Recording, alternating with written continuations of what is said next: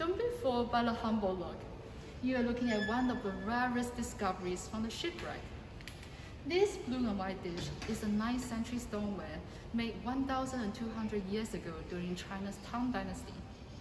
There were only 3 of them out of the 60,000 recovered ceramics from the wreck.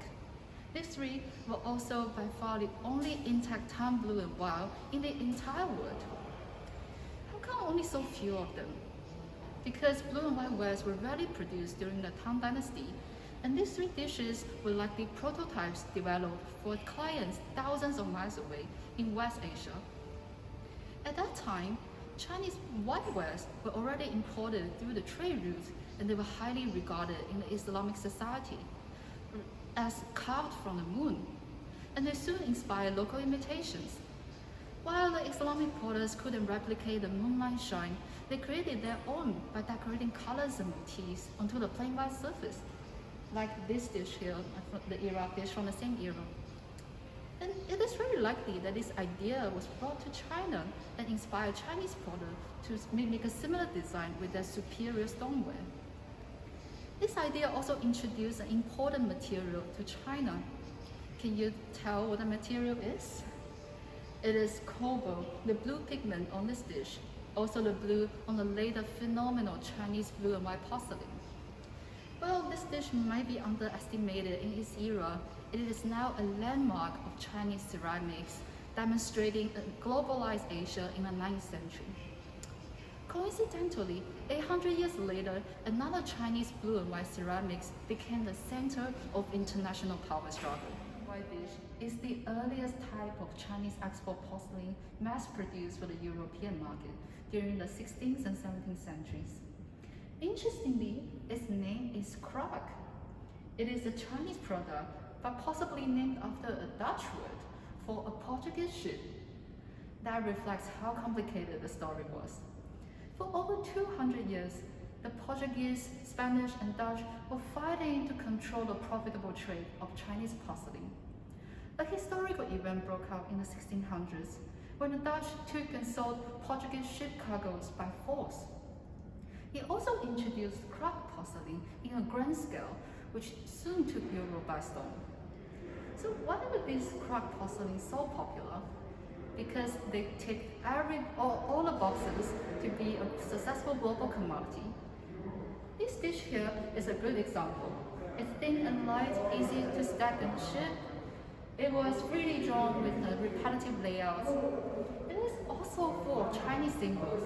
The DS and Tang here stands for longevity. Well, look closely at these panels.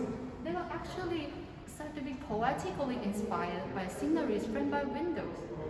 All these features allow Kraak porcelain to be mass-produced while maintaining the authentic Oriental look.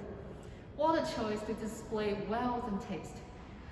Another interesting feature about them is actually their imperfections. If you look closely, you will see like spots everywhere on the surface due to its low-cost nature. And it's actually positive signs of a genuine antique. However, if you encounter a flawless Kraak, be cautious. It could be too perfect to be real. Well, we know quality control is always an issue with mass-produced products, but it won't be a problem for those luxury ones. We're looking at a super exquisite porcelain from China. Can you tell she's already 500 years old? And what do you think she is? Just a figurine? She is actually a porcelain pitcher for water or wine. Can you figure out where the water comes out? It's actually through her raised arm, the one holding a spray of flower. Her lower arm forms the handle, while her hand knot is a wooden lead. She's captured in a dance move, one knee raised, revealing her pointy shoes, and her dress flows naturally. This picture is so well disguised, and we can hardly tell its function. Well, you might also be dazzled by its intricate decorations. The red robe was once covered in shimmering gold patterns, while the majority has faded off. This type of decoration is said to be imitating lacquerware. Some also believe it could be inspired by gold textile, the brocade textile. And this vibrant red, turquoise, and green were painted with enamels, while the hair and eyes were drawn with cobalt solution in a separated process.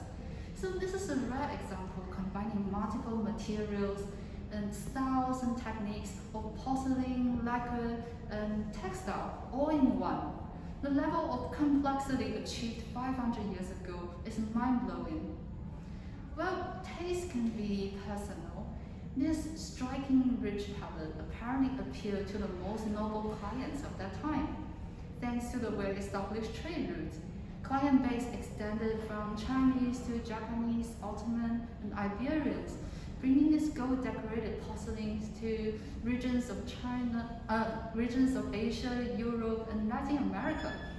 Truly a global mania.